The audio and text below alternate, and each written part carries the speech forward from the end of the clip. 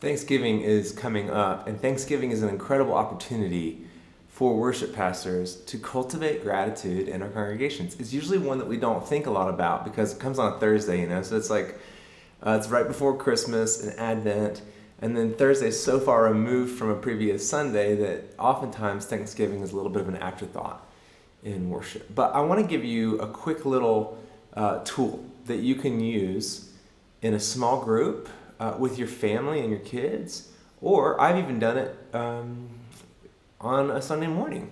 I've done it at a Thanksgiving service on a Thursday afternoon where we actually set up 2 microphones in the front. People come and give testimony, and then we use this little chorus, this little song with these 2 little parts. So there's a guy's part and a girl's part. I want to teach you how both of them go, and then in post, I'll smash it together. It's not going to sound very good because it's me, but normally there would be a guy's part singing the guy's part, and the girls would sing the girl's part. And I would use something like Psalm 107 if I were doing this. Listen to what it says 4 different times. It says this, verse 8, verse 15, verse 21, and verse 31. Give thanks to the Lord for his loving kindness, for his wonders to the sons of men. Give thanks to the Lord for his loving kindness, his wonders to the sons of men. It says it 2 times there.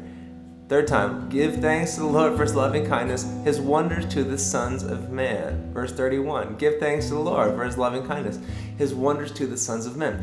So this idea of repetitively giving God thanks, that's of course what Thanksgiving is all about. But because there's not a lot of great songs that talk about, gratitude, thank you. Someone brought up the other day in our office hours, nothing is holding me back. That's got some great thank you stuff in the verses. Keith Green's got that, thank you, oh my Father, for giving us your Son. Remember that one? But there's not a lot of great thank you songs.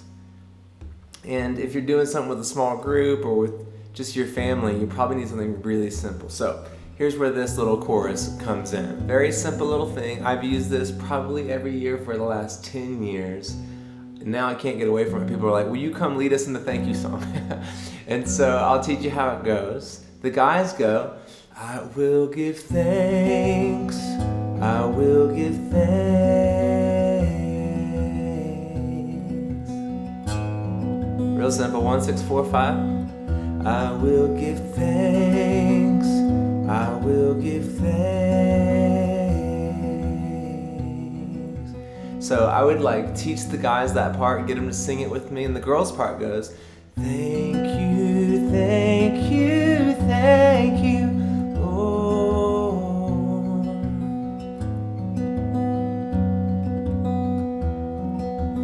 Thank you, thank you, thank you, Lord. So I'd get the girls singing that, then we put it together like this. I will give thanks, thank you, thank you.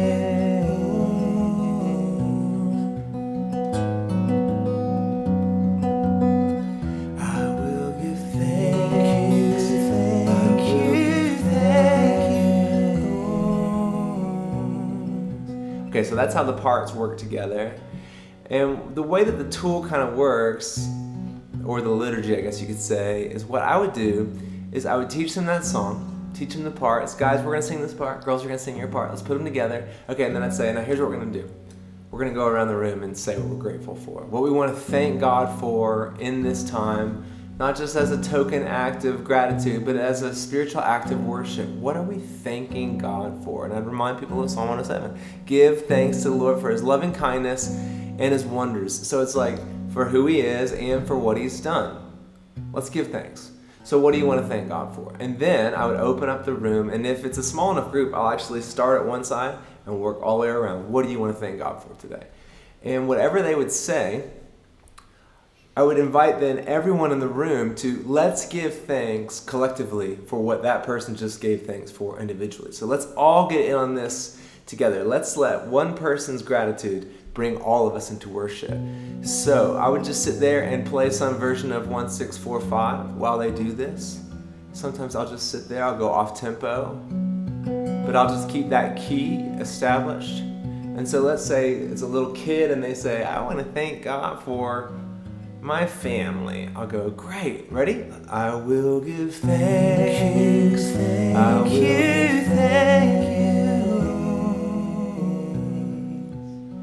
Just one time, just like that. Everyone will sing with me. Next person, I want to thank God for coming to save us. Great. I will give thanks. Thank you, Lord. Next person goes. After every testimony, everyone just sings that one line, the two different parts. And then at the end, after everyone's gone, I'll really start digging into those chords. Got to pick. I'll really start digging into those chords and tell people, come on, let's really cry it out. Let's really, I will give thank you, thank you. And I'll really get everyone like, let's sing this out. And we'll just sing that chorus over and over. I'll stop the guitar. We'll just keep the vocal stuff going. And it's turned into a really beautiful time of worship where people are able to bring their thanksgiving. It's kind of 1 Corinthians 14. They bring their thanksgiving. We bring our song. And I would encourage you to try it. Just try it either with your kids, with a small group, or like I said, I've done this in the big gathering where I taught both parts to the whole congregation. We set 2 microphones up front. And then we had people come and stand in a line. And I told them how it works. All right, you're going to give a testimony, we're going to sing. You're going to give a testimony, we're going to sing. It moves quickly. It's usually really cute, if kids are involved and they're often trying to make everyone laugh, and that's fine too. You can have fun with it, not too intense here, just it's family.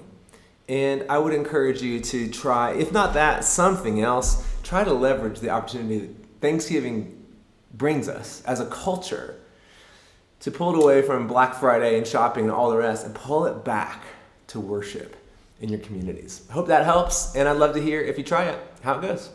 One last thing I forgot to mention. These chords are so easy that I've actually had my kids put a capo on the guitar and play it along with me. You can capo it depending on what key you want to do this in. It's usually just find whatever girl you're going to have lead with you and make it work for them. B might be a little high, A might be good, G is probably too low for the guys. So the chord's really simple, and it's a great way to just get your kids involved, even in playing with you, on the keys or guitar or whatever.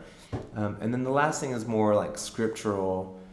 I mentioned Psalm 107, but Psalm 50 talks about this. It says, he who gives a thanksgiving offering glorifies me. I think it's verse 23. And it's a Hebrew word, todah or taudah.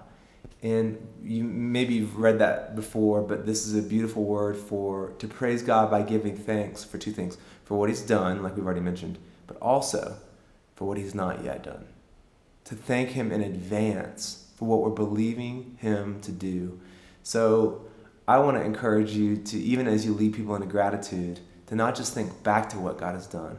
Look forward in faith to what you're believing he will do, and go ahead and start thanking him for that now.